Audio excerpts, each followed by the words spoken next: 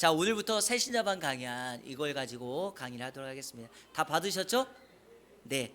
자, 이 책은요. 이 강의안을 강의한 거를 책으로 쓴 건데요. 우리 이정원 장로님께서 한 권 가져가시고 두 권 남았어요. 왜냐하면 세 권은 이거는 제 책이니까 제가 진작부터 가지고 있는 거였고 두 권 남았는데 두 권 외상으로 가져온 거니까 예, 채워주시길 바라고요. 저는 이재철 목사님 참 좋아하고 존경해요. 사람은요 인생의 마지막 그의 마지막 뒤안길을 보면 되거든요. 목회자가 평생을 이렇게 또 인정받고 사회에서 성공했다라고 인정하는 목사님이 그 마지막을 어떻게 떠나느냐가 참 우리가 그 체크를 해야 되는 거거든요. 근데 이재철 목사님은 본인이 말씀하신 대로 마지막에도 그렇게 은퇴를 하셨어요. 홍성사라고 하는 그 출판사의 사장이기도 했고, 나중에는 주님의 교회를 개척할 때 10년 동안만 목회를 하고 하나님 앞에 올려드리겠다고 했던 약속을 10년이 딱 지나고 나니까 교회가 엄청나게 부흥을 했음에도 불구하고 하나님께 약속했던 바를 이루기 위해서 그 교회를 내려놓고 스위스 제네바에 있는 선교사로 한인교회를 담당하시고 한국에 와서는 자신은 이제 남은 여생을 평신도로 살면서 교회를 섬기고 글을 쓰겠다고 했는데 마포구에 가면 합정동에 그 양화진이라고 하는 묘역이 있어요. 그러니까 우리 선교사님들의 그 묘지가 있는 곳인데 거기에 교회가 있었는데 이게 계속해서 기독교 단체 내에서 너무나 분쟁이 심한 거예요. 어느 교단에서 그걸 책임져야 된다, 어느 단체에서 책임져야 된다 그러다가 지금은 소천하셨던 몇몇 우리 기독교의 원로급들이 그곳에 교회를 세우고 그 교회를 담임하시는 분에게 이 양화진의 묘역을 맡기자라고 해가지고 최종 결정하신 분이 이재철 목사님이셨어요. 근데 이분이 그거를 거절하셨어요. 왜냐하면 나는 하나님 앞에 약속한 바가 있고 내가 약속을 했기 때문에 그거를 내가 어기는 것은 하나님께 약속을 어기는 거다라는 생각을 하셨기 때문이죠. 그런데 마지막 거절을 하고 돌아가셨던 90세가 되시는 목사님께서 오셔가지고 이재철 목사님 앞에서 무릎 꿇고 목사님이 아니면 이거를 감당할 사람도 없을 뿐더러 우리 인생의 마지막에 이 양화진 선교사님의 묘역을 누구에게 맡기겠냐고. 그래서 이재철 목사님께서 마음을 바꾸고 책임을 지면서 100주년 기념교회를 목회하게 됐고 양화진이라고 하는 그 선교사 묘역을 책임지는 게 되었어요. 그리고 마지막 목회를 하면서도 15년 가까이를 목회를 하셨는데 본인은 늘 말했어요. 나는 마지막 떠날 때 마지막 내가 말한 대로 떠나겠다. 정말 대단하신 게요. 저는 마지막 그 설교를 다 듣고서 이렇게 예배하는 걸 봤는데 마지막 그 은퇴하는 날 은퇴식도 없어요. 마지막 본인이 약속한 그날에 설교를 하고 마지막 사부 예배 딱 설교를 끝나자마자 교회 앞에 있는 차를 타고 경남에 있는 거창으로 떠나셨어요. 왜냐하면 자기가 마지막 은퇴할 때 교회 부담을 주기 싫다고 자기는 한 평에 100만 원 하는 곳에 땅을 사서 거기로 가겠다고. 그래가지고 여러 곳을 찾고 지방을 찾다가 최종적으로 나온 데가 경남 거창이라고 한 마을에 60호에서 70호가 사는, 여러분 지금 거기 가서 살라고 하면 못 사시겠죠. 60호가 있는 마을에 살라면 사시겠어요? 근데 그분이 거기로 가셨어요. 근데 참 안타까운 게 이분은 원래 집이 합정동이에요. 홍성사도 합정동에 있고 원래 집이 합정동이에요. 그러니까 100주년 기념교회 하기 전부터 자기는 원래부터 여기에 살았어요. 근데 자기가 그 100주년 기념교회 담임 목사라고 하는 이유로 은퇴를 한다는 이유만으로 그곳을 팔아버리고 경남 거창에 가서 지금 머물고 계세요. 여러분 정말 멋지지 않나요? 어떤 목회자들은 마지막까지 은퇴하기 싫어하고 은퇴를 해도 본인이 개척했다고 그 교회를 내려놓을 수가 없어서 아들에게 세습을 하고 마지막까지 그 아들이 목회에 안정감을 취할 때까지 교회를 떠나지 않고 계속해서 나오시고 이렇게 하시는 분들이 지금 한국교회 얼마나 많이 있습니까? 그럼에도 불구하고 그런 선한 모범을 보여주셨기 때문에 오늘 저희와 같은 목회자들이 그분의 그 길을 따라서 또 이렇게 칭찬도 하고 하는 것 아니겠습니까? 그런데 이분이 주님의 교회를 목회하실 때 성도들을 훈련시켜야 되겠는데 마땅한 교재가 없는 거예요. 왜냐하면 여러분 한국 교회에 나와 있는 여러 가지 교회들은요, 여러 가지 그 형편에 따라서 다양한 목적을 가지고 있습니다. 근데 철저하게 이 목사님은 자신의 교회 성도들에게 신앙 교육을 시키기 위해서 만들었던 책이 바로 이 책이에요. 이 책, 새신자반이라고 하는 책이고, 이것을 하고 난 다음에 또 성숙자반이라고 하는 다음 단계가 있고요, 또 그거 다음에 사명자반이라고 하는 다음 단계가 있어요. 각 내용이 다 10과로 돼 있어서 전체가 30과인데 사실은요, 내용 자체가 한 과를 한 주에 2시간을 해도 다 하기가 사실은 굉장히 부족한 내용이에요. 그리고 이재철 목사님의 가장 큰 장점 가운데 하나는 뭐냐면, 이분이 불문학을 전공하셨는데 언어가 굉장히 뛰어나요. 글이. 그래서 이분은 글을 정말 잘 씁니다. 그래서 이분의 글을 읽고 있노라면 그냥 읽는 것 자체만으로도 술술 풀리고, 또 하나 이분의 말씀의 내용은 너무 깊어요. 그러니까 일반 목회자들이 정말 살펴보지 못하는 부분까지도 깊이 묵상하시고 성경의 의미를 다 찾으셨는데, 그런 과정 속에서 나온 첫 번째 훈련 교재가 바로 이 새신자반이라고 하는 겁니다.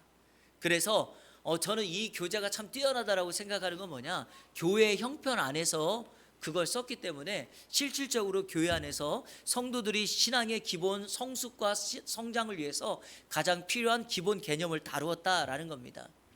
그리고 여러분, 대부분의 교재들은요, 하나님은 누구신가, 뭐 예를 들어 교회란 무엇인가 이런 걸 했을 때 대부분이 교리적인 내용을 중심으로 해가지고 다루었거든요. 근데 이 책은 그렇지가 않아요. 이분이 어느 부분에 대해서 이 부분에 관련된 내용을 가지고 써야 되겠다 그러면 그걸 중심으로 한 거예요. 예컨대 우리가 오늘 이제 일과에서 하나님은 누구신가를 배울 거잖아요. 여러분, 하나님은 누구신가 하면 대부분의 사람들이 교재에서 교재를 만들 때 많이 하는 게 바로 교리적인 접근입니다. 하나님만 가지고 있는 속성, 그리고 하나님과 인간이 가지고 있는 속성, 그래서 공유적 속성, 비공유적 속성, 도덕적인 속성, 비도덕적인 속성, 이렇게 해가지고 하나님은 전능하십니다, 하나님은 전지하십니다, 하나님은 무소하십니다, 이런 식으로 하거든요. 근데 이분은 그렇게 하지 않았어요. 왜 그럴 수밖에 없는가? 성도들이 그런 교리적인 접근을 이해하기도 어려울 뿐더러 실질적으로 성경 안에서 어디에다 포커스를 두고 성도들의 신앙을 성장을 위하여 이런 하나님을 이분들에게 소개하는 것이 좋겠다라고 하는 개념을 가졌기 때문입니다. 자, 그래서 이런 개념으로 매우 교회적이고 성도들 중심으로 책을 쓰셨다라는 겁니다. 그래서 우리가 오후 예배 시간에 이거를 정말 깊게 제가 자세히 할 수는 없지만, 그래도 이 교재를 중심으로 해서 성경을 찾아가면서 여러분에게 꼭 필요한 내용들을 함께 다루면서 나아가도록 하겠습니다. 기대가 되시나요? 같은 기대하는 마음으로 좀 같이 참여해 주시길 바라고요. 이번 강의도 녹화는 하기는 하는데, 여러분들 이번 강의는요, 제가 내용을 다루기도 하겠지만 나중에 빠진 내용은요, 이 책에서 같이 여러분들이 읽으면서 좀 같이 따라오시면 좋겠고요. 안타까운 것은 책이 없는 내용이 있으니까 그 내용은 저하고 같이 말씀을 좀 나누도록 하겠습니다. 자, 우리 한번 교재 보시고요. 제1과 하나님은 누구신가에 대한 부분부터 함께 다루도록 하겠습니다. 우리 1000번째 연금 구현 장로님, 이화정 권사님 가정에서 들으셨습니다. 우리 구시온, 구하온 어린이 드렸습니다. 마음의 손, 기도의 제목 우리 하나님께서 받으시고 더 풍성한 것으로 채워주시기를 주님의 이름으로 축원합니다. 왜 새신자반인가? 처음에 예수 믿은 사람이 하는 것이기 때문에, 교회 처음 등록하는 사람들이 공부하는 것이기 때문에 새신자반인가? 그렇지 않습니다. 여기에서 말하는 새신자라고 하는 의미는 신앙생활을 시작한 사람들이 주님과의 관계 속에서 신앙의 성숙을 위하여 신앙의 여정을 시작하는 사람을 새신자반이라고 놓았습니다. 그러니까 저와 여러분도 새신자가 맞습니다. 왜요? 신앙의 여정을 새롭게 시작할 거니까. 그리고 이 과정을 통하여 신앙의 성숙을 이룰 것이니까 우리는 새신자와 같은 마음으로 공부를 하도록 하겠습니다. 가장 처음이 하나님에 대한 부분인데 이유가 있습니다. 하나님을 모르고서는 신앙과 기독교의 핵심을 우리가 시작할 수가 없기 때문입니다. 왜냐? 기독교의 첫 출발은 사람이 만든 종교가 아니고 기독교만은 하나님으로부터 시작한 종교이기 때문에 우리는 모든 신앙의 그 기초, 그 기본으로 주님이 누구신가를 명확하게 아셔야 합니다. 이해가 되시죠? 그래서 우리는 첫 번째 하나님은 누구신가를 다루게 됩니다. 자, 우리 글을 한번 읽어보겠습니다. 참된 믿음은 믿음의 행위가 아니라, 자, 밑줄 그으십시오. 믿음의 대상에 의해 구별됩니다. 여러분, 우리의 믿음이 다른 종교에 비해서 믿음이 위대하고 크다라고 말할 수 있는 이유는 딱 하나입니다. 믿음의 대상 때문입니다. 우리의 믿음의 대상은 하나님이시고 우리의 믿음의 대상은 예수 그리스도이십니다. 바로 그 믿음의 대상이 위대하기에 우리 기독교가 위대할 수밖에 없습니다. 자, 또한 믿음의 행위가 열성적이어서도 아니고 믿음의 대상이 고작 무당과 잡신에 지나지 않는다면 그 사람이 떠받들고 있는 것이 미신일 뿐이다. 자, 여기 중요한 포인트가 있습니다. 만약 저와 여러분들이 하나님은 누구신가를 알아가는데 하나님을 미신처럼 여긴다면 우리의 믿음의 대상이 미신으로 전락하고 맙니다. 그러니까 믿음의 대상이 분명하게 누구인가를 아는 것은 매우 중요하다. 자, 그 다음 보십시오. 크리스찬이 하나님을 바르게 알아야 할 까닭이 여기 있습니다. 크리스천에게 믿음의 대상은 하나님이기 때문입니다. 자, 밑줄 그어 보십시오. 우리의 믿음의 대상은 하나님이다. 자, 하나님을 믿는다고 하면서도 정작 하나님을 바르게 알지 못하는 사람은 단지, 자, 이거 제가 강조해 드리고 싶은 표현인데요, 명목상의 크리스찬. 자, 밑줄 그으세요. 명목상의 그리스도인.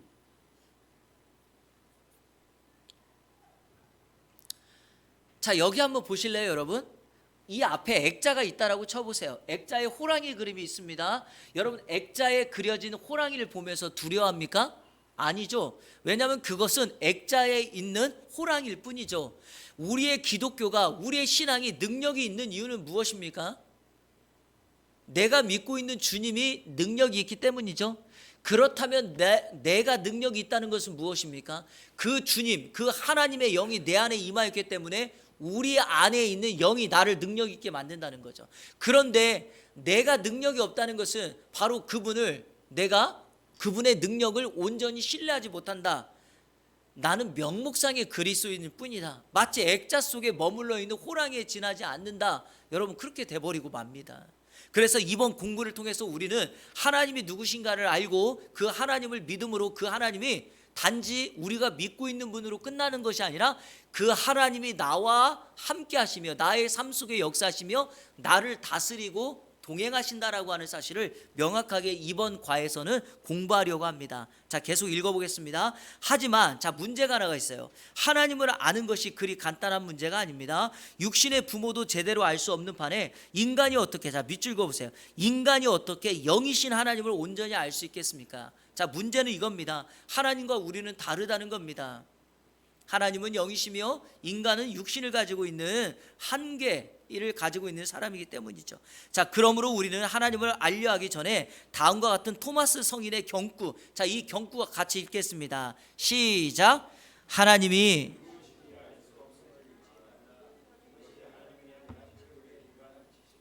네, 그렇습니다, 여러분. 그러면 어떻게 해야 될까요? 우리는 딱 두 가지를 통해서만 하나님을 알 수 있습니다. 그 첫 번째가 바로 그 마지막에 나와 있는 이 겸손한 마음으로만 성경 말씀을 통해, 자, 밑줄 그었어요. 성경 말씀을 통해 거기다가 밑줄 긋고 1이라고 쓰시고요. 밑에다가 2라고 쓰시고 성령의 도우심으로 이렇게 쓰세요. 여러분, 하나님은 영이시기 때문에 인간의 힘과 인간의 방법, 노력으로는 하나님을 알 수 없습니다.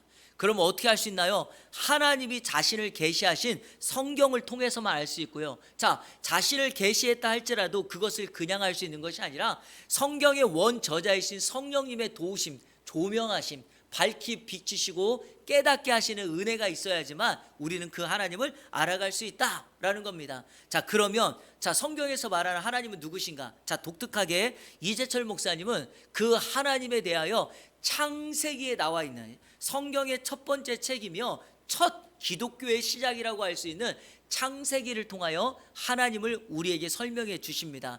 8가지로 설명하는데 이 본문이 정말 중요한 말씀입니다. 자, 우리 같이 이제 성경을 빨리 찾으면서 같이 공부해 보도록 하겠습니다. 자, 창세기 1장 1절. 이거는 우리 다 암송하시죠? 창세기 1장 1절 같이 한번 읽어볼까요? 시작. 태초에 하나님이 천지를 창조하시니라. 하나님 어떤 분이세요? 창조주 하나님이세요. 근데 여러분 창세기 1장 1절은요 너무 중요해요. 네 단어로 되어 있습니다. 태초, 하나님, 천지, 창조인데요, 이 네 단어가 다 우리가 이해할 수 없는 바예요. 여러분 태초라는 말 in the beginning 그랬거든요. 시작할 때 시간을 말하고 모든 것의 출발을 말하는데, 자 여러분 여기서 말하는 태초가 언제 시간입니까? 이것을 설명할 수 있는 사람이 아무도 없어요. 과학도 이건 설명을 못해요. 시간이 여러분 언제부터 생겼나요? 인간은 설명할 수가 없습니다. 그래서 인류 역사는 바로 창세기 1장 1절을 믿음으로 시작되는 거예요. 저와 여러분이 창세기 1장 1절을 믿을 수 있냐 없느냐에 따라서 예수님이 죽음의 권세를 깨고 부활하셨다는 것과 우리 하나님이 삼위일체라고 하는 것까지 우리는 다 받아들일 수 있습니다. 그러면 이 출발이 뭐냐? 창세기 1장 1절의 성경의 첫 시작부터 이 하나님을 우리가 알 때만, 믿을 때만, 고백할 때만 우리의 믿음은 출발할 수 있다라는 겁니다. 이걸 믿지 않는 사람이 주님을 믿을 수 있을까? 저는 없다고 생각해요. 왜냐하면 요한복음 1장 1절에서 여기서 나오는 이 하나님, 태초에 있는 그 하나님이 말씀이라 그랬고, 그 말씀이 육신이 되어 우리 가운데 왔는데 그분을 예수님이라고 하거든요. 성육신하신 예수님. 그러니까 이 말씀을 믿지 못하면 하나님의 독생자들 예수 그리스도 그분을 믿을 수가 없습니다. 천지 창조하신 창조자 하나님을 믿어야 됩니다. 자, 또 하나, 뭐 하나님은 됐고요. 천지, 여러분 이 천지 하늘과 땅, 인류가 어떻게 시작되었습니까? 이거는 다른 방법으로 설명이 안 돼요. 이거를 만약에 과학적으로 설명하면요, 이재철 목사님 책에 보면 과학자들이 230억 광년의 거리를 두고 있는 게 천지라고 말해요. 근데 여러분 그게 진짜일까요? 그거는 인간이 다 추측할 수 있는 거리일 뿐이죠. 그러면 여러분 인간이 추측할 수 있는 별 너머에는 별이 없나요? 있죠. 그러니까 이거는 인간이 딱 정할 수 있는 그 거리밖에 없어요. 그러니까 이 세 번째 천지도 우리가 대하기가 어렵고, 자 마지막 네 번째 창조는 어떠합니까? 여러분 대부분 창조라는 말을 할 때, 만들다라는 말을 할 때는요 히브리어를 여러 가지로 쓰는데, 근데 유일하게 이 단어를 쓸 때는 여러분 무에서 유를 만드는, 아무것도 없는 상태에서 만드는 작업을 합니다. 자 여러분 이거 보세요. 이거를 제가 창조했다라고 말하면 무슨 의미입니까? 이거 만들었다는 거예요. 무슨 말이냐면 나무의 원료를 가지고 기존에 있는 걸 가지고 만들었다는 거예요. 하나님께서 인간을 만드셨을 때 흙으로 만들었죠. 흙을 가지고 만들었기 때문에 무에서 유의 창조가 아니죠. 흙이라고 하는 도구를 이용해서 만들었잖아요. 근데 여기 하나님이 세상을 천지 창조했을 때 선포하는 이 창조는 아무것도 없는 곳에서 그냥 만들어진 그 창조를 의미한다라는 것입니다. 사람이 설명할 수 없는 그 방법, 그게 바로 하나님께서 천지를 창조하신 창조주 하나님이심을 우리에게 보여줍니다. 자, 두 번째, 창세기 1장 27절. 자, 창세기 1장 27절 같이 읽겠습니다. 시작. 하나님이 하나님의 형상대로 사람을 창조하시되 남자와 여자를 창조하시고. 여러분 하나님이 자기 형상대로 사람을 창조했는데, 자 먼저 형상이라는 말을 한번 써보세요. 여기 2번 질문은 이겁니다. 부성과 모성을 가지신 하나님이에요. 부성과 모성을 가지신 하나님. 하나님은 어떤 분이라고요? 부성, 아버지됨, 모성, 어머니됨을 다 가지고 계신 분이에요. 그래서 여기 27절에 뭐라 그랬죠? 남자와 여자를 창조하셨다라고 그랬고, 자 또 하나, 여기 형상이라고 하는 말은 속성이라는 말을 여러분들이 이렇게 이해하시면 가장 좋습니다. 속성, 굳이 이걸 또 하나 설명하자면 이미지를 가지고 만들었는데 남자와 여자를 가지고 만들었다는 거예요. 우리가 하나님에 대해서 오해하는 게 바로 이 부분이에요.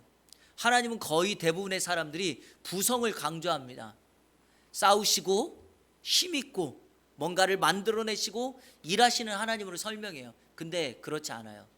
하나님은 남자와 여자를 창조하셨다라고 하는 이 말씀 속에 하나님은 어머니의 모성과 같은 모습이 그 안에 담겨 있습니다. 이재철 목사님이 이것을 굉장히 오랫동안 길게 설명하셨어요. 몇 가지 예를 드셨어요. 본인의 예도 들고 또 나오는 이야기도 들었어요. 여러분, 어머니의 모성은 정말 강하죠.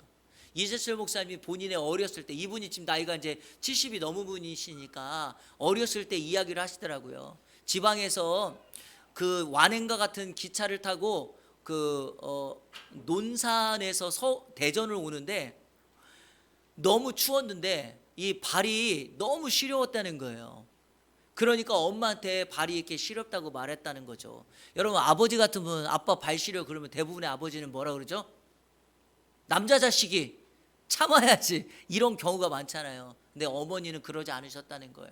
본인의 어머니는 본인이 신고 있는 버선을 벗어서 자기 발에 신겨 주었다는 거예요. 그리고 자신은 정말 그 추운 날씨를 견디며 대전까지 왔다는 거예요. 근데 대전에서 내리는 순간 엄마의 발을 보고 깜짝 놀랐대요. 엄마의 발이 새파랗게 동상에 걸려 있었다는 거예요. 그 이후로 어머니는 동상 때문에 후유증을 좀 알아야 되었지만 자신은 그걸 통해서 어머니의 모성애가 이렇게 강하다라는 걸 알았다는 거예요. 근데 여러분, 하나님이 그런 분이라는 것을 아십니까? 하나님은 저와 여러분을 사랑하시고 우리를 떠나지 않으세요.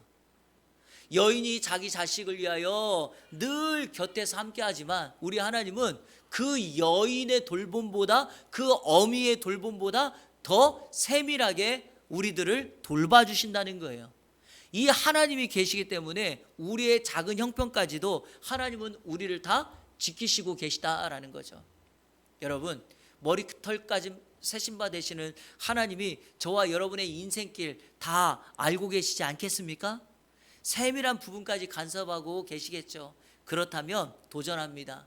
우리의 문제를 혼자 끙끙 앓지 마시고 우리를 위하여 닦아주시고 회복시켜 주시는 모성애가 강하신 그 하나님 앞에 맡기십시오. 그럼 우리 하나님은 새롭게 시작할 수 있는 힘과 용기를 우리에게 허락해 주실 줄로 믿습니다. 세 번째, 창세기 1장 28절. 하나님은 어떤 분이세요? 복 주시는 하나님이요. 자, 28절 같이 읽겠습니다. 시작. 하나님이 그들에게 복을 주시며 하나님이 그들에게 이르시되 생육하고 번성하여 땅에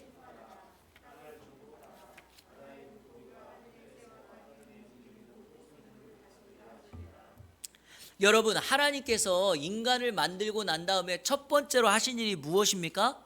바로 복 주시는 거였어요. 대부분의 사람들은 무언가를 만들고 난 다음에 어떤 일을 할까를 생각하잖아요. 근데 하나님은 그런 분이 아니세요. 이 세상에 하나님은 천지를 창조하시고 남자와 여자를 만들고 그 다음에 했던 첫 번째 것은 하나님은 사람들에게 복을 주었다라는 겁니다. 하나님은 우리에게 복 주시기를 즐겨하시는 분이에요. 그래서 복을 받는다 한문이 뭐죠? 기복이잖아요. 기복, 복을 받는다. 근데 여러분, 복을 받는 거는 너무 중요하고 누군가에게 복을 빌어주는 건 정말 중요해요. 하지만 문제가 뭐죠? 이거를 기복주의로 만들어서 마치 어떤 공식처럼 내가 하나님 앞에 기도하면 하나님이 나에게 복을 주는 것이 당연하고 내가 복을 받는 것이 당연하다라고 하는 이런 이즘, 이 기복주의로 바꾸면 기독교를, 하나님을 오해하는 거다라는 거예요. 하나님은 저와 여러분이 복 받기를 원하시고 복 주시기를 원하시는 분이고 즐겨하시는 분이지만 우리의 신앙을 기복주의로 바꿔 나가면 어떻게 될까요? 우리의 신앙은 완전히 무너집니다. 자, 여기와 관련돼서 우리가 한 가지 이 복에 관련돼서 여러분에게 설명하고 싶은 게 바로 그거. 예전에 한번 설명드렸는지 모르겠지만 여러분, 복이라는 말은 블레스예요. 블레스. 이 블레싱 우리가 이렇게 말하는데 이 복이라는 블레스라는 말이 어디에서 어근에서 왔다고 제가 말씀드렸죠? 블러드라는 말이다. 블러드, 피. 그러니까 하나님이 저와 여러분에게 주시는 복의 근거는 바로 뭡니까? 예수 그리스도의 십자가의 구속이라고 하는 그 피 흘림을 근거로 하고 있다라는 거예요. 그 근거 때문에 우리는 하나님의 복을 받았고 누군가를 축복할 수 있는, 블레싱할 수 있다는 거예요. 근데 여러분, 복이라고 비슷하지만 약간 다른 단어가 하나가 있어요. 우리가 세상에서는 그걸 복이라고도 하고 행복이라고도 말하죠. 바로 해피예요. 해피. 자, 여러분, 해피라는 말, 행복하다라는 말인데 이 단어의 어근은 어디서 온 줄 아십니까? 영어 단어 해픈이라는 말에서 왔어요. 우연히 뭔가가 일어나다. 그냥 일어나는 일이에요. 그러니까 사람들이 행복한 건 무엇일까요? 삶 속에서 살다가 보니 우연찮게 하나님이 우리 가정에 복을 주시고 아이가 성적도 잘 받고 뭐 원하는 대학에 딱딱 들어가기도 하고 취업도 하고 결혼도 하고 아이도 낳고 뭔가 이렇게 정말 일어나는 이런 사건 때문에 받는 것, 누리는 것을 우리가 행복하다라고 말을 해요. 근데 여러분, 기독교인의 행복의 근거는 거기에 있지 않습니다. 바로 예수 그리스도의 십자가의 구속이라고 하는 그 사건을 근거로 두고 있습니다. 그러다 보니까 기독교에서는 늘 행복을, 복을 이야기할 때 무언가 결과로 나타나는 어떤 이렇게 좋은 것을 말하는 것이 아니라 우리 주님이 나와 함께 하심으로 내가 살아간다라는 게 복이에요. 그래서 바울 사도가 감옥에 있으면서 감옥 밖에 있는 사람들에게 기뻐하라고 편지를 쓴 거고, 자신은 감옥에 있으면서도 주님과 함께함으로 기뻐하고, 여러분 그 빌립보서 4장 13절 말씀 혹시 다 기억하시나요? 내게 능력 주시는 자 안에서 내가 모든 것을 할 수 있느니라 라고 하는 말이 뭐예요? 감옥 안에 있지만 감옥 안에서도 그 복 주시는 하나님이 나와 함께 있으니까 나에게 능력을 주시니까 나는 전혀 개의치가 않아 라고 말하고 있는 것입니다. 다음에 밑에서 또 말씀드리겠지만, 그러므로 성도에게 있어서 만나는 어려움은요 단지 어려움으로 끝나는 게 아니에요. 그 어려움으로 말미암아 우리는 신앙이 성장되고 맷집이 생기고 하나님의 복을 받는 그릇을 준비하게 되고 무언가 또 다른 일을 할 수 있는 기회를 삼게 됩니다. 그래서 여러분, 성도의 아픔과 상처는 하늘의 별이 돼요. 무슨 말이냐? 별이 되어서 빛나서 누군가를 비춰주고 누군가를 섬긴다라는 말입니다. 여러분이 가지고 있는 아픔과 상처는 누군가에게 은사가 될 수 있어요. 섬길 수 있는 기회가 돼요. 이해되시죠? 그래서 여러분, 우리가 그 은사를 가지고 섬길 수 있는 기회가 될 거예요. 그러니까 여러분의 가지고 있는 어떤 아픔 전혀 개의치 마시기를 바랍니다. 제가 가끔 이 얘기할 때 말씀드리지만, 저는요 위에 누님이 한 분 계시고 위에 형님이 계세요. 저는 3남매의 막내였어요. 근데 제가 9살 때 저보다 6살 많은 우리 큰형님, 우리 이정원 장로님 딱 나이신데 그러니까 저희 형님은 중학교 2학년이셨는데 백혈병으로 먼저 천국에 가셨어요. 여러분, 제가 지금 50살 쉬우니까 41년 전에 백혈병 못 고칩니다. 여러분, 그때요 백혈병 혈액암 못 고쳐요. 제가 그때 한참 초등학교 졸업하고 중학교 될 때, 혹시 여러분 들어보셨는지 모르겠어요. 성덕바우만이라고 혹시 들어보셨나요? 한국에서 미국으로 이민을 갔던 사람인데, 이 사람이 백혈병에 걸렸는데 이 사람은 정말 큰 시대의 운을 만난 거죠. 몸의 혈액형을 그때 당시에 완전히 바꿔가지고 그 사람은 이슈가 돼가지고 살아났는데 그때 당시에 못 고쳤어요. 저희 부모님이 제가 이제 익산에 사니까 전주 예수병원 갔다가 여기 신촌 세브란스 왔다가 다시 내려갔다가 왔다가를 반복하고, 저희 형님이 저희 집에 딱 왔을 때 저에게 숙제 불러주고 그 다음날 소천하셨어요. 도저히 이제 안 돼서. 근데 여러분, 이런 큰 상처를 안고 있잖아요. 근데 저희 집에도 이런 일이 있었기 때문에 제가 교역자 생활하면서 간혹 가다가 어려움을 만나거나 아프신 분들 신방 갈 때 저희 형님 얘기를 간혹 해요. 왜냐? 여러분, 그런 상처가 있지만 그 상처가 한 집안을 다시 한번 이렇게 똘똘 뭉치게 하고 믿음으로 하나 되기도 하고 다시 한번 새로운 꿈을 갖게 하고 천국 소망을 갖게 하고 누군가에게는 또 목회자가 되게 되는 기회도 되고 다양한 은혜가 있을 수 있다라는 겁니다. 그래서 여러분, 성도에게는 상처가 그냥 상처로 끝나지 않는다는 사실을 꼭 기억하시고 그 상처가 복이 되어 저와 여러분에게 임하게 될 줄로 믿습니다. 자, 세 번째, 복 주시는 분. 자, 네 번째, 창세기 15장 13, 14절. 하나님은 어떤 분이세요? 훈련시키는 하나님이에요. 자, 이 부분은 오늘 조금 독특하니까 설명을 드리려고 하는데, 자, 먼저 창세기 15장 펴보시고요. 하나님은 우리를 훈련시키는 분이에요. 창세기 15장 13절. 자, 이 책을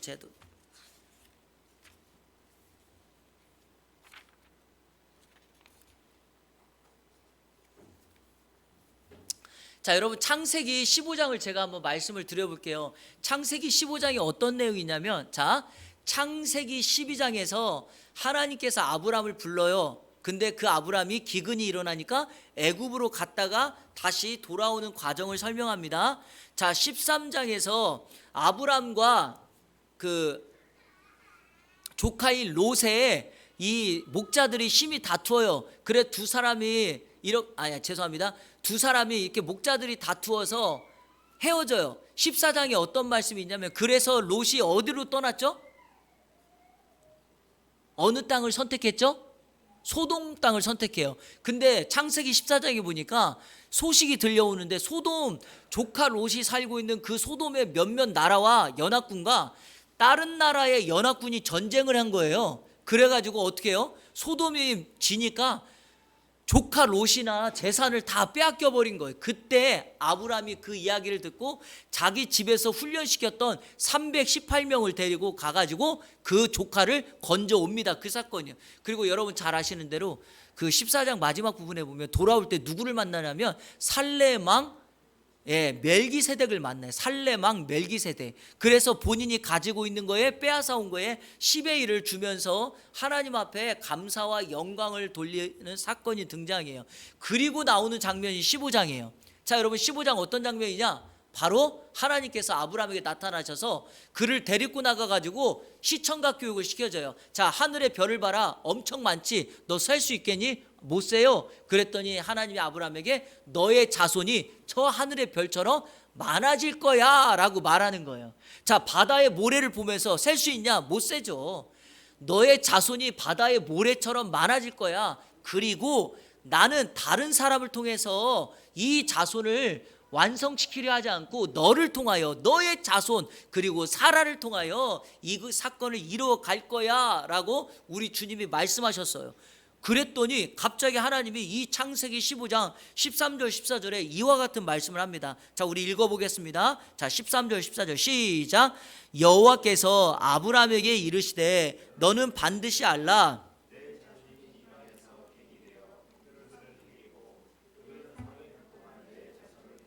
자, 이것만 한번 13절만 볼게요. 여러분, 아브라함의 자손이 이렇게 많아질 거라고 약속해 놓고 앞으로 내 자손이 어떻게 될 거라고요? 이방에서 객이 되어 그들을 섬기고 그들은 400년 동안 내 자손을 괴롭히다. 이게 어떤 사건이죠? 애굽에서 종노릇 한다는 거 아닙니까? 애굽에서 종살이 한다는 예언을 하고 있는 거예요. 여러분, 왜 하나님은 갑자기 자기 자손을 위하여 이렇게 약속을 하다가 갑자기 하나님은 왜 이렇게 고난을 당한다라고 하는 예언을 하실까요? 그리고 실질적으로 시간이 지난 다음에 이스라엘 백성들은 애굽에서 430년을 살다가 모세라고 하는 사람을 통하여 그 애굽을 탈출해 나옵니다. 실질적으로 이 사건이 있었어요. 하나님은 자기 백성을 훈련시키는 분이에요. 왜 그럴까요? 훈련은 아무에게나 하지 않아요. 우리가 지금 야고보서 1장을 할 때 살펴보았지만 훈련은 반드시 그 훈련의 과정을 통하여 지금보다 더 훌륭한 사람, 지금보다 더 믿음 있는 사람 세우기 위하여 그렇게 한다는 겁니다. 이재철 목사님 이야기를 다시 한번 해볼게요. 이분이 자기가 그 신학을 좀 늦게 하신 분이거든요. 이분은 유대인이 운영하는 회사에서 일을 했는데 그때 일을 하는데 너무 열심히 했는데 사람을 붙여주지 않는 거예요. 밤낮 할 것 없이 일을 너무 열심히 하니까 나중에는 한계가 오는 거예요. 그래서 이 유대인 사장에게 이야기를 한 거죠. 왜 나를 이렇게 힘들게 하냐, 사람을 좀 붙여달라. 그랬더니 유대인 사장이 이렇게 얘기를 하더라는 거예요. 미스터 리, 내가 당신에게 그렇게 하는 것은, 자기 군대 얘기를 하면서 군대는 장교와 사병의 훈련이 다르고, 여러분 그렇죠? 제 아들이 지금 학사 장교 아닙니까? 지금 중인데 아들을 보면 가끔씩 장교가 맞나 싶을 때가 아버지로서 보는 눈은 그렇긴 하지만, 근데 한 가지 확실히 다른 건 있더라고요. 처음 여러분 임관하기 위해서 훈련하는 게 달라요. 제 아들은 3개월 훈련했어요. 근데 여러분 일반 군대 가면 지금 얼마 훈련합니까? 규찬이 얼마 했어요? 4주 했나요? 6주 했나요? 6주. 보세요, 다르잖아요. 왜 장교는 3개월을 합니까? 왜냐하면 장교는 그 훈련소를 지나고 나면 군인들을 통솔해야 되는 리더십을 갖춰야 돼요. 지도자에게는, 장교에게는 더 큰 책임이 있는 겁니다. 바로 다시 이재철 목사님이 그 유대인 사장에게 얘기했더니 유대인 사장이 그 얘기를 하면서 군인 얘기를 하면서 나는 미스터리가 지금에서 멈추는 것이 아니라 그 이상 장교처럼 그 일을 하기를 원하네. 그리고 그걸 통과하게 되면 반드시 당신이 생각하지 못했던 일을 감당하게 될 거라고. 어느 때가 되니까 이 사장이 비서도 붙여주고 직원들도 붙여줬다는 거예요. 그렇지 않습니까, 여러분? 하나님이 왜 우리에게 훈련합니까? 바로 지금보다 더 큰 은혜를 경험하고 더 큰 일을 감당하기 위함이죠. 욥이라고 하는 사람이 까닭없이 고난당한 것 같지만, 애매히 고난당한 것 같지만, 제가 말씀드렸지 않습니까? 욥기 42장에 보니까 욥이 이렇게 고백합니다. 내가 지금까지는 하나님을 귀로만 들었지만 내가 이 고난을 통하여 하나님을 보옵나니. 보세요, 귀로 들었던 하나님이 정확합니까? 눈으로 본 하나님이 정확합니까? 아무리 이야기를 많이 들어도 직접 한번 본 건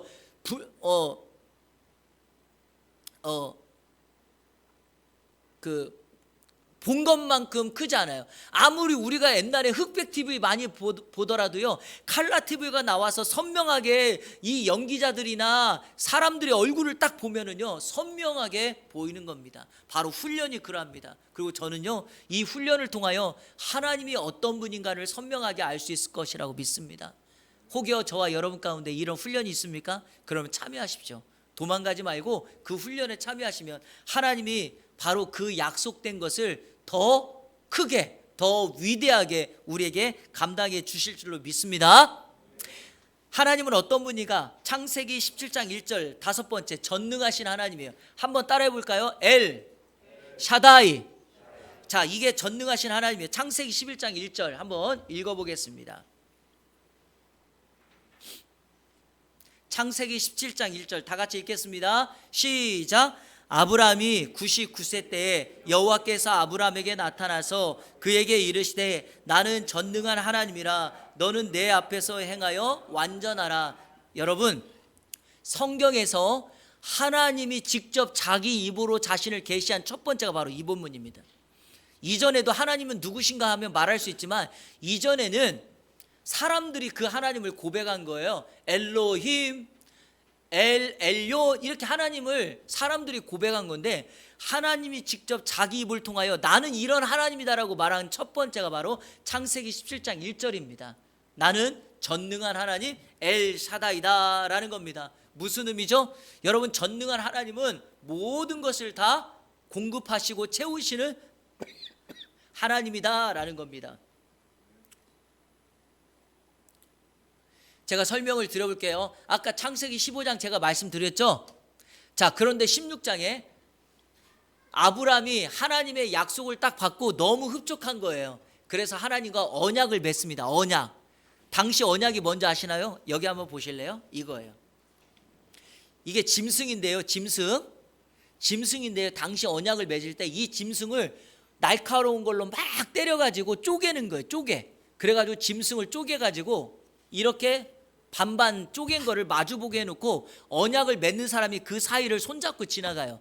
자, 여러분, 지금이야 여러분 칼도 있고 날카로운 것도 있지만 아브라함 당시에 칼이 제대로 있겠나요? 그러니까 그 주변이 바닥이 다 어떻게 될까요? 피로 흥건하겠죠. 그때 당시 언약을 그래서 이렇게 불러요. 피로 맺은 언약, 이렇게 불러요. 그래서 두 사람이 손을 잡고 지나가면 어떻게 해요? 서로 말하는 거예요. 너 이 약속 어기면 이렇게 될 거야. 생명을 걸고 맺는 언약이에요. 그런데 여러분 보세요. 하나님이 아브라함과 언약을 맺는데 아무리 이 짐승을 쪼개놓고 있어도 하나님이 안 나타나세요. 날이 깜깜하게 되니까 여러분 고대 근동 기후 아시잖아요. 초저녁 때부터 막 추워지잖아요. 근데 보세요. 짐승은 쪼개져 있지, 피는 널려 있지, 너무나 힘든 상황이고 무서워요. 온몸에도 피가 막 흥건해요. 그렇게 두려워서 이렇게 떨고 있는데 갑자기 저녁에 저쪽에서 횃불 하나가 휙 하더니 그 쪼갠 짐승 사이를 휙 하고 지나갔어요. 그리고 사건이 끝나요. 언약을 맺은 거예요. 자, 이 횃불이 누굴까요? 횃불이 누구예요? 하나님이죠. 하나님이 휙 하고 지나가세요. 자, 근데 문제가 있어요. 아브라함하고 같이 가야 되잖아요. 그래서 성경에서 하나님이 맺는 언약을 이렇게 부르는 거예요. 일방적인 은혜의 언약이다, 이렇게 부르는 거예요. 이유가 있습니다. 자, 언약을 맺었으니 이제 아브라함은 어떻게 하면 돼요? 하나님과 약속을 실천하기 위하여 하나님을 의지하며 살아가면 됩니다. 혹시 창세기 16장이 어떤 말씀인지 아시나요? 애굽 여인 하갈을 통해서 아브라함이 이스마엘을 낳는 장면이에요. 제가 아까 말씀드렸죠. 하나님이 아브라함을 통하여 내 자손이 이렇게 많아질 거라고 약속했죠. 누구를 통해서? 너와 사라를 통해서. 그런데 여러분 그 짧은 몇 시간을 못 기다려요. 창세기 16장에 갑자기 이 아브라함이 하나님과 언약을 맺었음에도 불구하고 애굽 여인 하갈을 통하여 아이를 낳아요. 그리고 여기 창세기 16장 16절 보세요. 하갈이 아브라함에게 이스마엘을 낳았을 때 아브라함이 86세였대요. 그랬죠? 아브라함이 하나님과 맺은 언약을 어떻게 한 거죠? 파기한 거예요. 파기한 거예요. 그러니까 깼어요. 제가 아까 말했죠. 언약을 파기하면 어떻게 된다? 죽어야 된다. 근데 아브라함이 안 죽어요. 혹시 이유가 뭘까요? 아까 언약 맺을 때 하나님이 횃불로 혼자 가셨잖아요. 하나님은 저와 여러분을 너무 잘 알아요. 인생을 아시는 분이에요.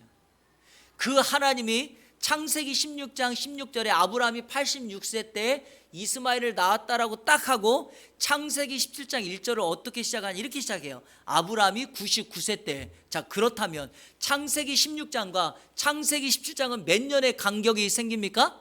13년이죠. 자, 묻습니다. 이 13년은 왜 비어 있을까요?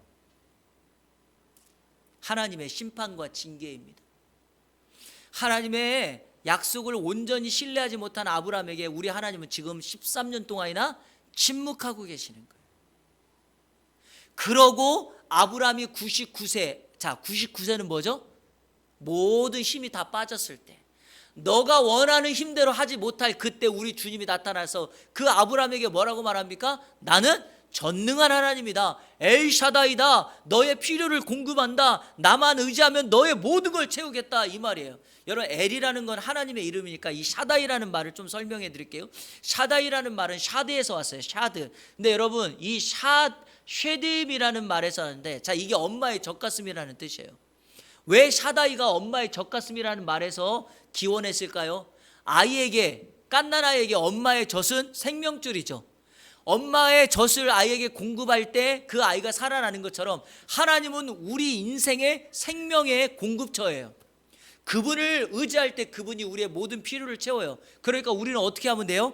자, 창세기 17장 1절, 너는 내 앞에서 행하여 뭐하라? 완전하라. 떠나지 말아라. 다른 곳에 가지 말아라. 나하고 함께 살아라. 그러면 내가 너에게 은혜를 주겠다. 필요를 채우겠다. 이 말씀입니다. 기억나시나요?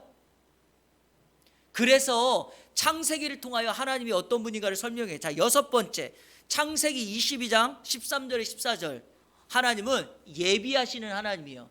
우리 이거는 다 아는 말씀이니까 제가 그냥 설명만 드릴게요. 자, 창세기 17장에 와서 이제 시간이 흘러서 창세기 22장까지 왔습니다. 창세기 22장은 어떤 장면인가? 하나님께서 그의 나이 100세, 그의 아내 사라 90세에 약속의 아들 이삭을 주십니다. 그리고 이 이삭과 함께 평안의 생활을 살다가 어느 정도 시간이 흘렀을 때 창세기 22장 1절에 보니까 여호와께서 아브라함을 시험하시려고 이렇게 하는 말이 나와요. 그러면서 아브라함을 시험하시려고 그의 아들 이삭을 자신에게 번제물로 바치라고 말을 하는 장면이에요. 그런데 여러분, 그때 아브라함이 고민하지 않고 하나님의 말씀에 순종합니다. 이거 정말 힘든 일이거든요. 여러분, 아들을 바친다는 거 번제물이라니까 죽여서 바쳐야 되는 건데, 아들을 죽이라는 건데 어떤 부모가 이거를 쉽게 할 수 있겠습니까? 하지만 아브라함이 순종했다는 거죠. 이유가 뭡니까? 지금까지 자신과 함께 하셨던 하나님이 한 번도 실수하지 아니하고 또 한 번도 실패하지 아니하고 자신을 지켜준 그 하나님을 신뢰했기 때문이죠. 그 하나님이 아브라함에게 뭐라 그래요? 이삭을 바치라 그랬더니 바쳐요.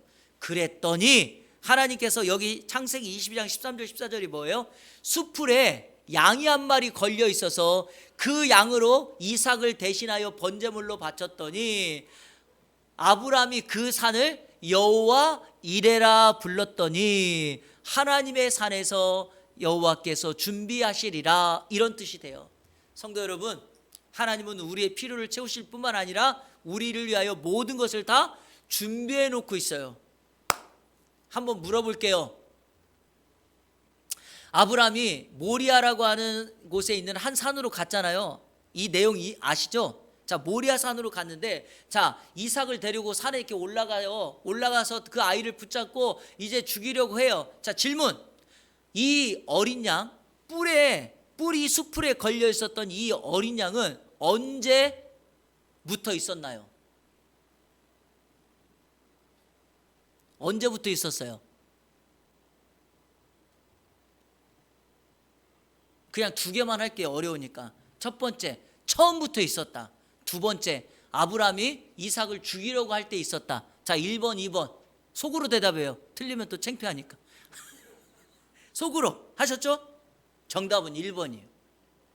하나님은 처음부터 예배해 놓고 있었죠. 근데 왜 아브라함에게 그 양이 안 보였을까요? 저는 이렇게 풀이합니다. 그 이삭을 죽이러 가는 그 과정에서 아버지 아브라함은 아들 이삭만 주목합니다. 하나님이 자기에게 이 명령을 왜 했는지에 대해서 하나님을 주목하는 것이 아니라 그 아들을 죽여야 된다는 것 때문에 아들만 주목하기 시작하니까 하나님이 예배 놓으신 뿔이 수풀에 걸려있는 어린 양을 돌아보질 못하는 거예요. 우리의 삶도 마찬가지예요. 하나님 우리에게 어떤 어려운 문제 주셨을 때 하나님은 우리를 위하여 예배 놓으셨어요. 그 예배 놓음을 우리가 하나님을 바라보며 순종함으로 볼 때 그 예배 놓은 것을 우리가 경험하게 되는데, 우리는 지금 당장 당면한 문제에 너무 함몰되어 있어요. 그것만 바라봐요. 그 문제만 골똘히 막 주목하고 있어요. 그러니까 하나님이 예배 놓은 것이 안 보이죠. 이럴 때는 여러분, 눈을 들어 하나님을 바라보면 우리 하나님의 은혜가 보이게 될 줄로 믿습니다. 이 하나님, 예비하시는 하나님. 자, 7번째, 창세기 28장 15절. 이건 한번 찾아볼게요. 창세기 28장도 여러분들이 익히 잘 알고 있는 말씀입니다. 우리가 잘 아는 베델의 현장이죠. 하나님께서 아브라함에게, 죄송합니다. 야곱에게 나타난 사건입니다. 자, 15절. 자, 15절만 보도록 하겠습니다. 자, 같이 읽겠습니다. 시작. 내가 너와 함께 있어 내가 어디로 가든지 너를 지키며 너를 이끌어 이 땅으로 돌아오게 할지라. 내가 내게 허락한 것을 다 이루기까지 너를 떠나지 아니하리라 하신지라. 여러분, 이 장면이 얼마나 야곱에게는 은혜가 되는지 몰라요. 생각해 보세요. 야곱이 어땠습니까? 형 에서로부터 형이 받아갈 장자권을 빼앗았죠. 근데 여러분, 이거 올바른 행동 아닙니다. 올바른 행동 아니에요. 왜냐하면 하나님께서 리브가가 아이를 가졌을 때 예언을 주셨죠. 예언. 큰 자가 작은 자를 섬길 것이다. 그러니까 하나님의 원래 계획은 큰 아들이 아니라 작은 아들을 통하여 역사의 그 계보를 이루는 것이 원래 하나님의 뜻이었어요. 그거를 알았다면 이삭도 리브가도 심지어는 당사자인 야곱도 하나님의 때를 기다려야 되는데, 보십시오. 아버지가 지금 나이가 들어서 이삭이 눈이 잘 앞이 보이지 않고 온 몸에 기운이 빠져가지고 오늘 내일 돌아가실 때예요. 지금 당장 축복을 받지 못하면 어느 누구도 받지 못할 거라고 생각하는 인간적인 마음과 인간적인 욕심이 여기에 들어가니까 어떻게 합니까? 인간적인 방법을 동원합니다. 그래서 변장하고 마치 형이 잡아온 것처럼 음식을 준비하고 온몸에 털을 붙여가지고 자기가 에서인 것처럼 아버지 앞에 갔을 때 목소리까지 이게 바꾸면서 변조하면서 완전 범죄를 이뤄요. 근데 또 그 일을 시킨 게 엄마예요.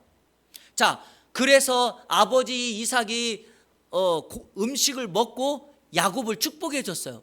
야곱은 이렇게만 하면 모든 게 다 끝날 거라고 생각했는데 결코 그렇지 않습니다. 사냥에서 돌아온 형이 이 사실을 알고 어떻게 하죠? 야곱을 죽이겠다고 달라드는 거예요. 그러자 야곱은 하나님의 축복권, 장자권을 받자마자 바로 도망자 신세가 되고 맙니다. 이 장면이 바로 자기 삼촌, 앞으로 장인어른이 될 이 라반에게 가는 장면에 한 곳에 머물렀을 때예요. 그때 우리 하나님이 야곱에게 나타나서 그를 만나주시는 거예요. 뭐라고요? 내가 너를 떠나지 않을 것이다. 사랑하는 여러분, 하나님 어떤 분이세요? 우리를 떠나지 않고 우리의 상처와 아픔 속에서 늘 함께 하시는 하나님인 줄로 믿습니다. 제가 간혹가다 하는 말인데, 하늘이 파랗죠? 왜 파래요? 하나님이 두 눈 시퍼렇게 살아계시니까 그래요. 하늘만 파란 게 아니에요. 미국 땅, 영국 땅, 모든 땅이 다 파래요. 그 말인즉슨 하나님은 세상에 있는 모든 민족을 다 세밀하게 지켜보고 계신다. 그리고 하나님은 그 안에 저와 여러분 그 한 사람을 주목하여 확대하여 지켜보시는 줄로 믿습니다. 자, 마지막 8번째, 하나님은 어떤 분인가? 자, 이거는 정말 우리에게 큰 은혜가 되시는 건데, 저 주시는 하나님이요. 경기에서 저 주시고 싸움에서 저 주시는 하나님, 저 주시는 하나님.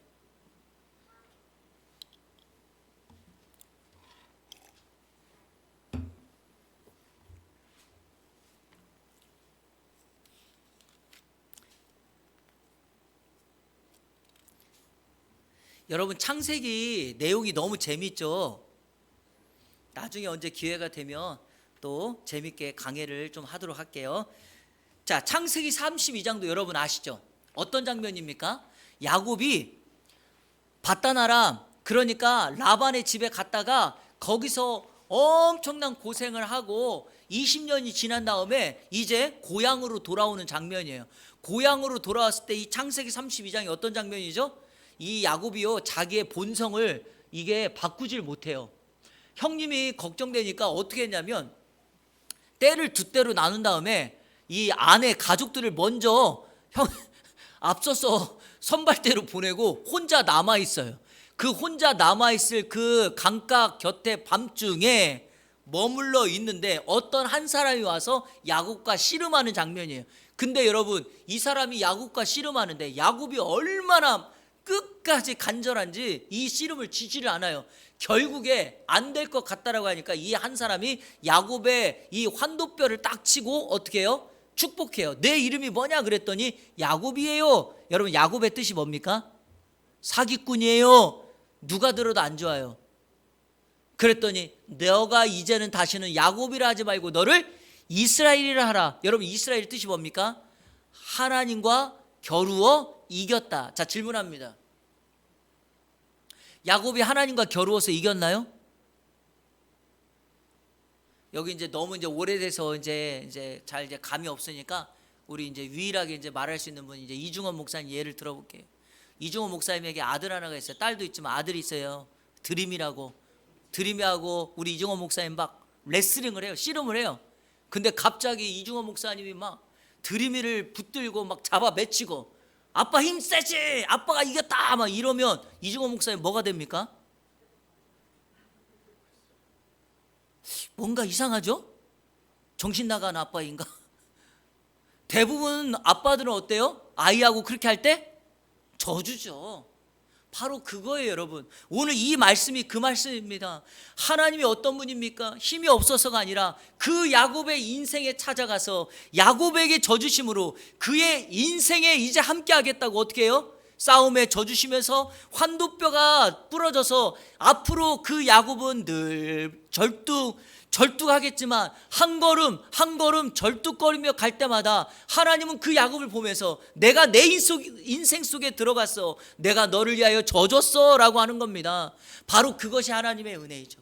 바로 이 하나님이 우리가 믿고 있는 하나님이고, 이 땅을 살아가는 저와 여러분들에게 우리 하나님 앞에 어떤 기도 제목을 아래도 하나님이 우리를 나무래지 아니하시고 늘 져주시는 하나님. 여러분, 사람은요 한 3번 정도 하면 좀 화내요. 똑같은 얘기를 3번 해보세요. 자식도 부모도 화낸다니까요. 근데 우리 하나님은 3번 한다고 30번 한다고 3000번 한다고 한 번도 화내는 분이 아니에요. 져주시는 분이에요.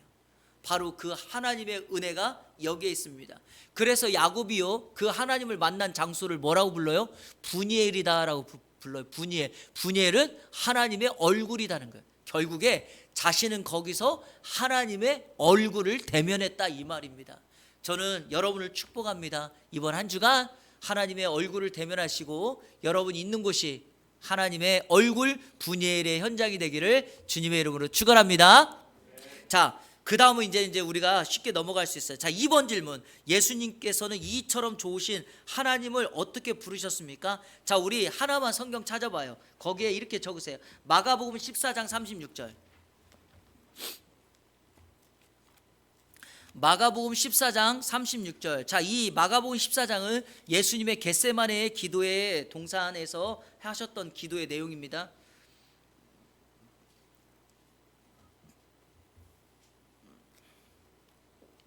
자, 같이 읽겠습니다. 시작. 이르시되 아빠 아버지여. 자, 하나님을 뭐라고 불러요? 아빠 아버지. 자, 1번은 아빠고요, 2번은 아버지예요. 여러분, 아빠라는 말은 아람어로 아바 이 말인데 우리 한국 발음과 똑같아요. 마치 아이가 아버지의 이름을 아빠라고 부르는 거죠. 그리고 두 번째, 예수님은 하나님을 뭐라고 불렀다고요? 아버지. 이 아버지는 파테르 그런 말인데, 하나님은 예수님의 아버지 되세요. 그러니까 아빠 아버지라는 말을 쓸 때는 아빠는 친근함의 모습이고 아버지는 자녀를 위하여 모든 것을 내어줄 수 있는 분이다. 하나님은 그런 분이십니다. 자, 세 번째, 이 하나님이 지금 우리에게 무엇라고 말씀하십니까? 자, 이거는 약속과 같으니까 성경 찾아서 읽으면서 바로 적겠습니다. 이사야 43장 1절. 이사야 43장 1절 여러분들 암송하시고 좋아하시죠? 자, 다 같이 찾아서 이사야 43장 1절, 구약 1019조 1019조 같이 읽겠습니다. 시작. 야곱아, 너를 창조하신 여호와께서 지금 말씀하시느니라.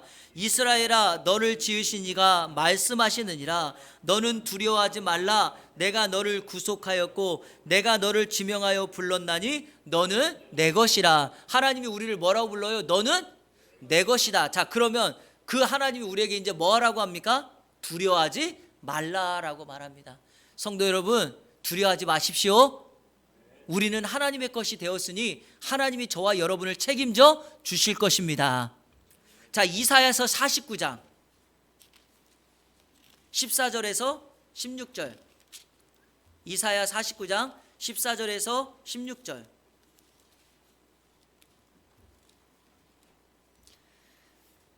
자, 우리 14절부터 읽겠습니다. 제가 굉장히 좋아하는 성경 구절인데요. 시작. 오직 시온이 이르기를 여호와께서 나를 버리시며 주께서 나를 잊으셨다 하였거니와 여인이 어찌 그 젖먹는 자식을 잊겠으며 자기 태에서 난 아들을 궁일이 여기지 않겠느냐. 그들은 혹시 잊을지라도 나는 너를 잊지 아니할 것이라. 내가 너를 내 손바닥에 새겼고 너의 성벽이 항상 내 앞에 있나니. 하나님은 우리에게 무엇을 약속했어요? 너를 손바닥에 새겼다. 그래서 뭐예요? 자, 여러분, 손바닥에 쓴 것과 새긴 건 달라요. 쓴 것은 지워지지만 새긴 거는 뭐예요? 지워지지 않아요. 우리 하나님은 한 번도 우리를 잊은 적이 없으세요. 마지막 세 번째, 스바냐 3장 17절.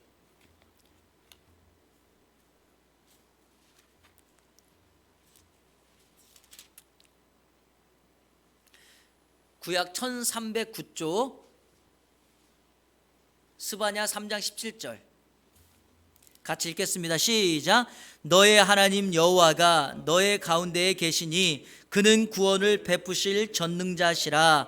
그가 너로 말미암아 기쁨을 이기지 못하시며 너를 잠잠히 사랑하시며 너로 말미암아 즐거이 부르며 기뻐하시리라. 아멘. 너로 말미암아 노래한다는 거예요. 하나님은 우리를 위하여 노래 부르시는 분이에요. 내가 너를 생각하면 흥얼거린다. 좋다 이 말이에요.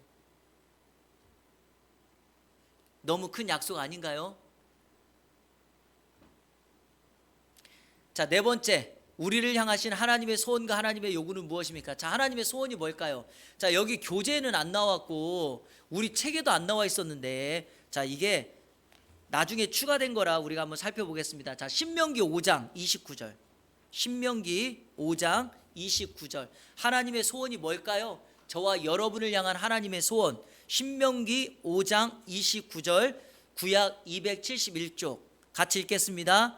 다만 그들이 항상 이 같은 마음을 품어 나를 경외하며 내 모든 명령을 지켜서 그들과 그 자손이 영원히 복받기를 원하노라. 아멘. 하나님의 소원이 뭐예요? 우리가 영원히 복받는 거, 복받는 거. 아, 이런 분이 어디 계세요? 하나님만이 우리를 향한 이와 같은 소원을 가지고 있고, 이 소원이 저와 여러분의 소원이고 우리 자녀들을 위한 소원이 되기를 축복합니다. 자, 그러면 하나님의 요구사항은 무엇일까요? 신명기 10장 10절부터 12, 13절. 신명기 10장 12, 13절. 자, 마지막 말씀입니다. 같이 읽겠습니다. 시작. 이스라엘아, 내 하나님 여호와께서 내게 요구하시는 것이, 자, 밑줄 그으세요. 내게 요구하시는 것이 무엇이냐? 자, 하나님의 요구가 뭐예요? 곧 내 하나님 여호와를 경외하며, 첫 번째 하나님을 경외하는 거예요. 그의 모든 도를 행하고, 두 번째 그분의 도를 행하는 거예요. 자, 세 번째 그를 사랑하며 마음을 다하고 뜻을 다하여 내 하나님 여호와를 뭐 하는 거예요? 섬기는 거예요. 이 섬긴다는 말을 굳이 표현하자면 하나님을 예배한다라고 할 수 있어요. 그리고 마지막 13절, 내가 오늘 내 행복을 위하여 내게 명하는, 자, 네 번째는 뭐예요? 여호와의 명령과 규례를 지킬 것이라. 하나님이 우리에게 요구하는 건 무엇입니까? 결국에 13절에 밑줄 그어 놓으세요. 오늘 내 행복을 위하여, 우리의 행복을 위하여 말씀을 쫓으며 살아가는 것, 이게 핵심이에요. 아까도 우리가 강의 시작할 때 제가 말씀드렸지만, 우리는 하나님을 우리가 어떻게 알아갈 수 있습니까?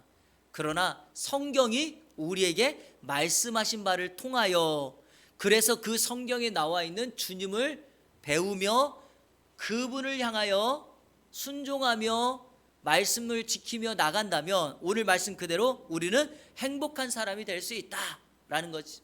자, 말씀을 이제 오늘 강의를 맺히면서 하나만 질문을 합니다. 이거는 여러분이 거기다가 적어 놓으셔도 되고요. 이 5번 질문이 바로 그것과 뭐 같은 건데, 자, 오늘 여러분, 하나님은 누구인가 8가지 제가 여러분에게 우리 교재를 통해서 나누었죠. 자, 여러분, 이 8가지 중에 여러분의 마음에 가장 큰 도전과 은혜가 되는 하나님은 어떤 성품의 하나님이셨습니까? 그리고 그 이유는 무엇입니까? 거기 그 11페이지 빈자리 거기에다가, 그 여백에다가 그 하나님을 한 문장으로만 간략하게 지금 한번 써보시겠습니까? 그리고 오늘 강의를 마치려고 합니다. 자, 오늘 하나님 창세기에 나타나는 8가지 하나님 중에 여러분 마음에 가장 은혜가 되고 도전이 되었던 하나님은 어떤 분이며 그 이유는 무엇인가? 하나님은 창조주 하나님이셨죠. 부성과 모성을 가지신 하나님이었고, 복 주시는 하나님이셨고, 훈련시키는 하나님이셨고, 전능하신 하나님이셨고, 예비하시는 하나님이셨고, 언제나 함께 하시는 하나님이셨고, 마지막 저 주시는 하나님이셨죠. 여러분은 이 8가지 하나님의 속성, 하나님의 성품 가운데 어떤 하나님이 가장 큰 은혜와 도전이 되셨고 그 이유는 무엇인가요?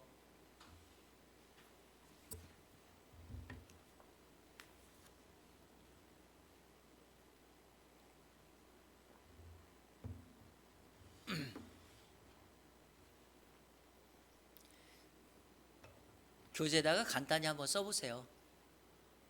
이런 거를 한 번씩 이렇게 써볼 때 우리에게 이런 것들이 또 경험이 되어지고 고백이 되어지니까요. 한번 잠깐 한번 써보시기 바랍니다.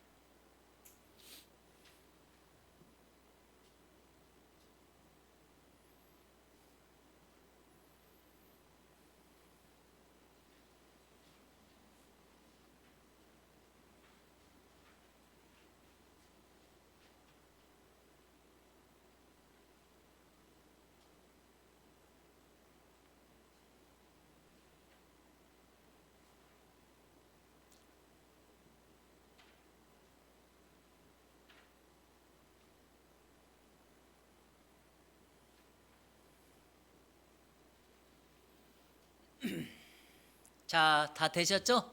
자, 그리고 집에 가셔서 한번 써보시길 바랍니다. 아시겠죠? 네, 아무리 제가 빨리 하려고 해도 답만 불러드린 것도 아니고 설명을 좀 더 해드려야 되니까 그렇게 해도 1시간 가량이 걸리네요. 그리고 나머지는 책을 통해서 좀 보충하시길 바라고요. 오늘 제 강의에 책 내용은 한 20% 정도밖에 없어요. 나머지는 그냥 제가 강의를 한 거니까 여기다가 이재철 목사님의 강의의 내용을 더 풍성하게 여러분 채우시면 큰 은혜가 될 거라고 믿습니다.